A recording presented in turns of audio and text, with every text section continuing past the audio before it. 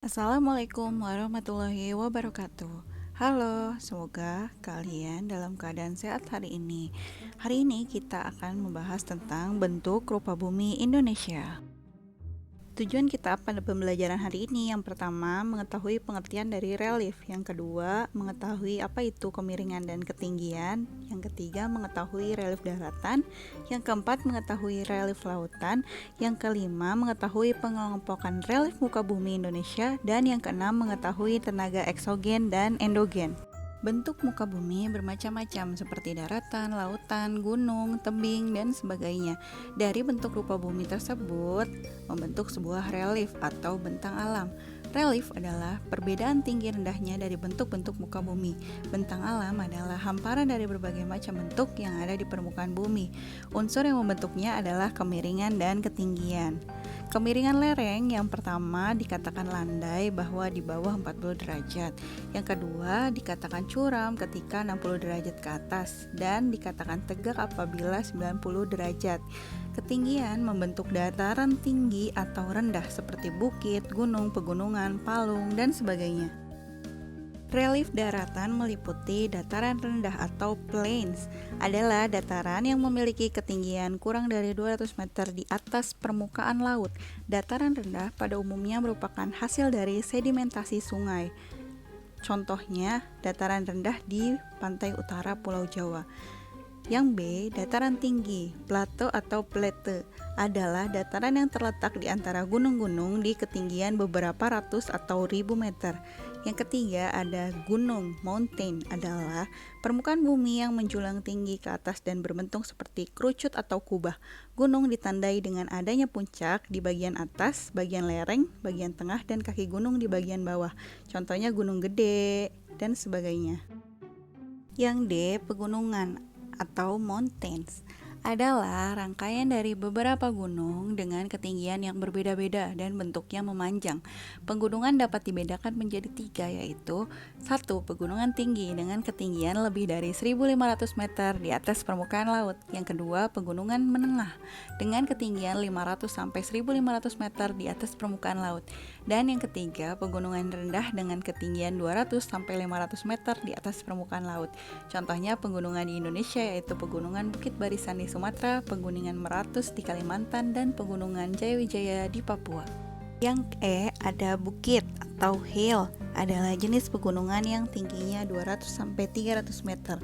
Yang F ada lembah atau valley, adalah daerah ledokan yang lebih rendah dari tempat sekitarnya dan berupa daratan yang panjang dan dialiri sungai.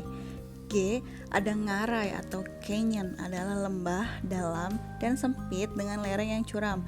Contohnya Ngarai Sianok di Sumatera Barat. H ada peneplain, adalah bentuk hasil akhir tenaga eksogen terhadap dataran rendah yang permukaannya miring atau menurun dengan sangat landai ke arah laut. I ada pantai, beach, adalah wilayah perbatasan antara daratan dan perairan laut. Berdasarkan relief muka bumi wilayah Indonesia dapat dikelompokkan atas 3 bagian. Yang pertama, wilayah bagian barat meliputi Pulau Jawa, Sumatera, dan Kalimantan. Wilayah laut di antara pulau-pulau ini memiliki kedalaman 16 sampai 550 meter sehingga disebut dangkalan atau paparan Sunda. Yang kedua, wilayah bagian tengah meliputi Pulau Sulawesi, Maluku, dan Kepulauan Nusa Tenggara.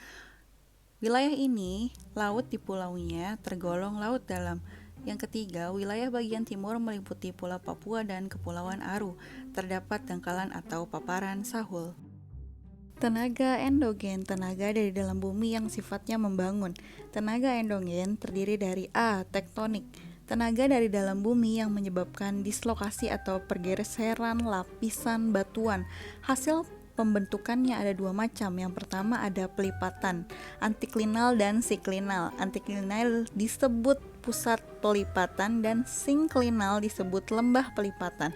Gambarnya seperti di bawah ini. Patahan, hasilnya ada 2 macam. Yang pertama hort dan sleng atau graben. Hort adalah bagian yang lebih tinggi dari patahan, bisa dilihat di gambar di bawah ini. Sedangkan sleng atau graben adalah lembah patahan atau jurang patahan.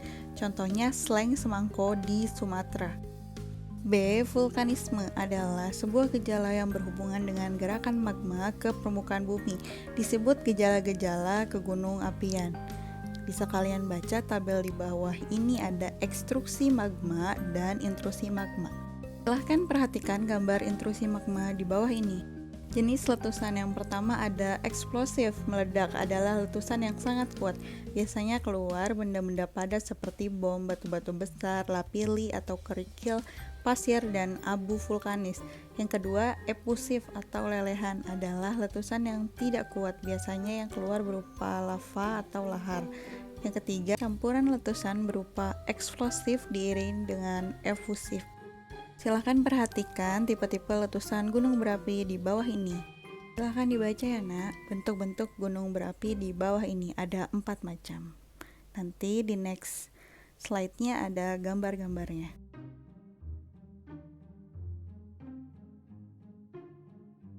Terima kasih sudah memperhatikan video pembelajaran hari ini. Jangan lupa di subscribe dan di like sebanyak-banyaknya.